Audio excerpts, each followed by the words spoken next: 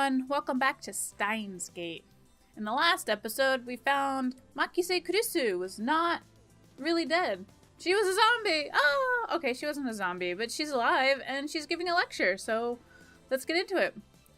For today's lecture, I've been asked to speak on the subject of time travel. It's not really my area of expertise, but I will try my best. Why are they saying time machine and the subtitles say time travel? Time travel? Oh ho! I'm gonna read what the subtitles say. Let me start by saying that time travel is an absurd concept. Objection! What? Every member of the audience, not just Kurisu, is startled by my interruption. Perhaps I'm being slightly rude here, but I'm not one to just sit and listen to some genius girl's drivel. It's presumptuous for you to claim that the time travel is absurd. Ocarine, you magnificent fool. Sitting at my side, Daru throws me a small salute. ATF staff are approaching, probably to kick me out. Perhaps I got too carried away. Okay, it's fine, I guess. I guess it'd be easier to talk in a discussion format. Thanks to her proposal, the event staff refrained from escorting me out. She sounds a little pissed, but let's not mind that. But before that, please listen to my thoughts on the subject. Scientists have proposed many theoretical models of time travel. There are 11 in particular that bear mentioning. What are the major theories of time travel? I have heard about the cosmic string theory, at least. The 11 theories. Neutron star theory, black hole theory, light speed theory. Tachyon theory, wormhole theory, exotic matter theory. Cosmic string theory, quantum gravity theory. Cesium laser theory. Elementary particle ring and laser theory. Oops, direct antiparticle theory. My bad. Thought there was more I could skip through to make the dialogue appear faster. Not bad. Perhaps Makise Kurisu is a worthy rival after all. However, all of these models are purely theoretical. So some of them even contradict each other. Well, what if someone comes up with a 12th model? Right. Well, it could be contradicted by the 13th model, now couldn't it? Damn, she twisted my question and used it against me. Touché, girl genius. Suddenly, I feel eyes on me. Some puffed up professors are giving me hard looks from across the room. Maybe I got too carried away. I don't want to risk losing my credits. I should back off for now. By the way, time travel to the future is available to us right now, according to Einstein's special theory of relativity. For example, let's say someone were to go to Haneda's airport on board a plane headed to Okinawa. Upon arrival, that person would be about 100 millionth of a second further into the future than I am. What does that mean? According to the special theory of relativity, time moves slower for objects as they approach the speed of light. For example, if you could run at near the speed of light, you could reach a point where time only moves half as fast for you. If you were to keep running at that speed for 24 hours, 48 hours would elapse in the rest of the world, meaning you would jump one day into the future. Understand? Hoin Hyoma. Ga. Why are you singling me out? I'm doing my best to hold back, but it looks like Makise Kurisu wants to pick a fight. I wish that she hadn't said my name in front of so many people. It's too great a risk to let others know my true name. But that's not really time travel, is it? Now a professor calmly makes an objection. True, Makise Kurisu's example isn't strictly time travel per se, but I never expected an older man, a professor at that, to refute an 18-year-old girl. Maybe he's just testing the genius girl's resilience. Yes, you're right. The genius girl readily concedes the point. If she were a normal 18-year-old, it would be impossible for her to be this calm in front of all these people. A normal 18-year-old would be panicked when refuted by such a distinguished-looking professor. And yet, Makise Kurisu giving off an air of gutsiness that says, I can take this guy on. Then what about going into the past? Going to the past is possible right now.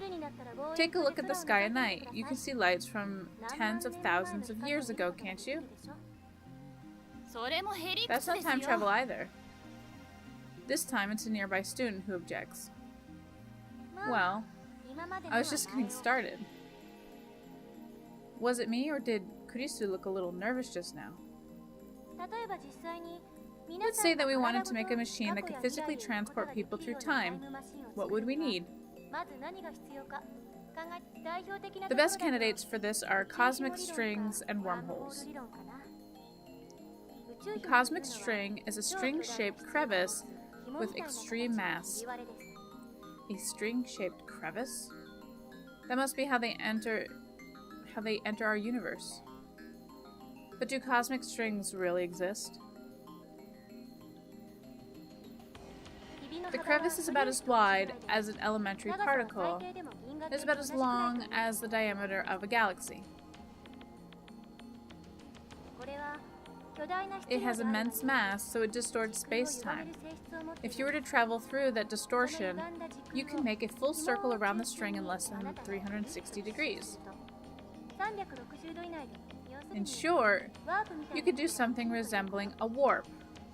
This is called space-time angular defect. When you pass through an area of angular defect, transit time becomes 0. Now we apply this to cosmic string moving at nearly light speed.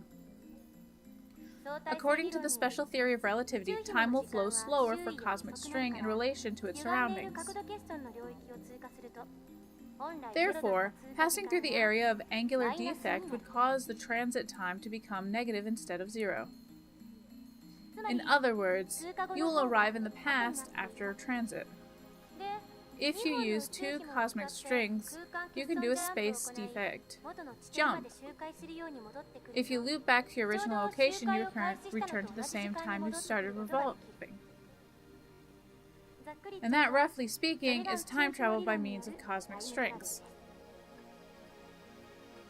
By the way, just so nobody misunderstands, cosmic strings are not the same as superstrings.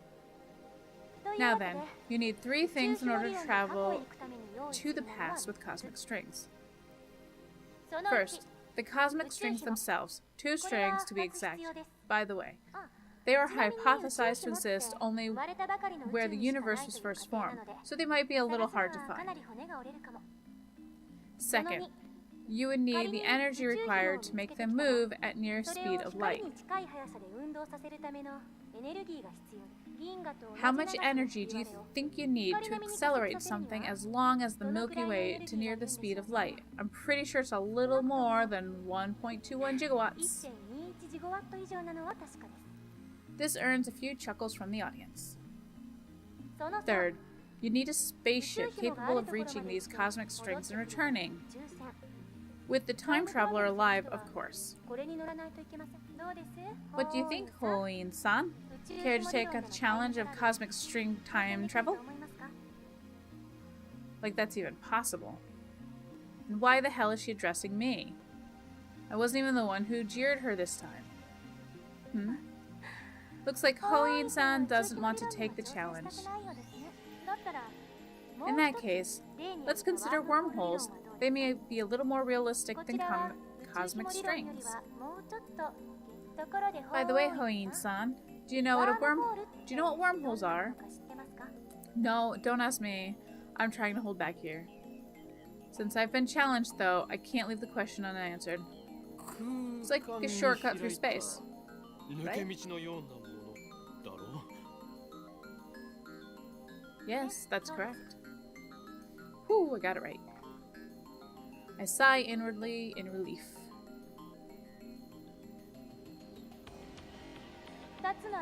There are two wormholes joined by a tunnel.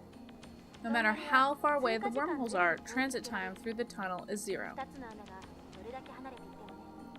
But oh no, there's a problem. The wormhole tunnel suffers from supergravity and collapses as soon as it opens. So we need something to negate the effect of gravity. So-called exotic matter, a substance with negative mass which repulses other matter. Negative mass, huh? Is it something that floats if you leave it on the ground? Maybe not. I can't even begin to imagine what it would be like. Kurisu raises her right fist. Say that the wormhole tunnel is being squished by an invisible fist. In order to pass through, you need something that could oppose my fist's grasping force, so that I can't squish anymore. Kurisu opens her fist. If you stabilize a tunnel with exotic matter injections, instantaneous travel between wormholes become possible. To travel through time, however, it takes a little more effort. For example, let's say there's a wormhole entrance here in Akihabara, and the exit is in Los Angeles. First, we send the wormhole in LA all the way to the end of the universe at near speed of light. And once it's there, we yank it back to LA. How? According to special theory of relativity, time slows down for objects moving at the speed of light, meaning the hole will return to LA will be further in the past than the Akihabara hole. So now, if Hoin-san jumped into the wormhole, he'd arrive in LA several years before he left. However, this still can't be called time travel. It only seems that way. This is called Urashima effect. The important part is to return to Akihabara from LA through the wormhole once more. Once the transit time is 0, Hoin-san will return to Akihabara several years in the past, time travel complete. Then prerequisites for the wormhole travel are simpler than the ones for cosmic string travel. First, the wormhole itself. They may exist somewhere in the universe, but nobody has ever seen one. Second, the energy required to move a wormhole to the end of the universe and back at near speed of light. Third, exotic matter, which, by the way, has not been confirmed to exist. So implementation of either one would require a ridiculous amount of effort. Now, do you see what I mean when I said that time travel was an absurd concept? Time travel theories are just thought experiments. Not one of them can create viable time machines. That is my answer. Isn't there anything simpler? Like something you can pull out of a drawer and just use, or something? I'm afraid not. A firm declaration. This is the limit of modern-day physics. I can't say how it might change in 10 years, though. Besides, even if someone did overcome the logistical requirements, there may be other factors that prevent time travel from working. And that's because fundamental problems concerning the principle of causality have not yet been solved. You mean time paradoxes and conservation of mass. The mass of the entire universe is constant. If the time machine traveled from the future to the past, there would suddenly be extra mass of the time machine and its pilot in the past. Remember reading a book, not terribly reputable book, but still, that such a violation of mass conservation would put the universe in danger. It didn't say what kind of danger, though. If you think conservation of math applies to macro systems like the universe or microsystems like atoms or elementary particles, you're mistaken. What? Is that true? Ah, she's laughing at my reaction, that little... Ugh, how mortifying. Conservation of mass only applies to chemical reactions. It doesn't hold in modern physics at all. Something can come from nothing. Wow, that's pretty amazing.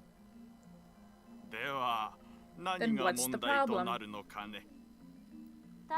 The time paradox of time paradoxes. In other words, the grandfather paradox. Oh, that thing where you kill your own ancestors before you were born? As long as this paradox goes unsolved, time travel can never be realized. Never. What if you just don't kill them? You can't think of it like a sci-fi movie. It's not just about the family tree. There are far greater dangers than that. Really, it doesn't seem that dangerous. Any paradox, no matter how small, would cause the total collapse of causality, relativity, and every other physical law in existence. Paradoxes are nothing more than thought experiments. They cannot occur in reality, and they should not. Nothing that has even a 0.000001% chance of causing a paradox can happen.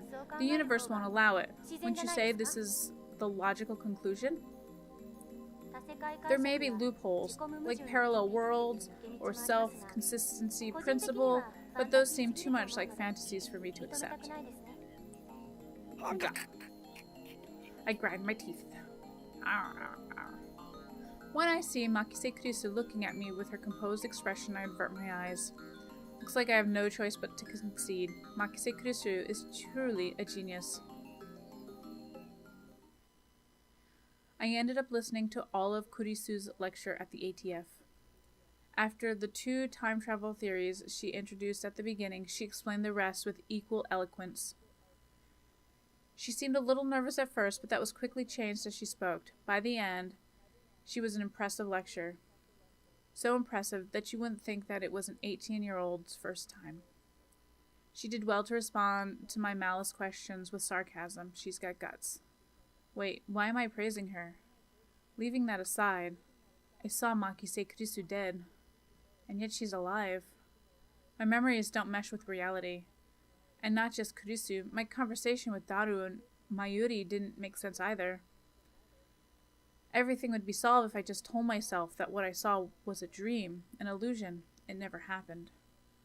But never say that. But never say never. This leaves me with no choice. Actually, it leaves me with no choice because this is the end of the episode. Bom, bom, bom. But we got through that whole lecture. I barely made it through. Ooh, a lot of tongue twisters in there. So forgive me for all that.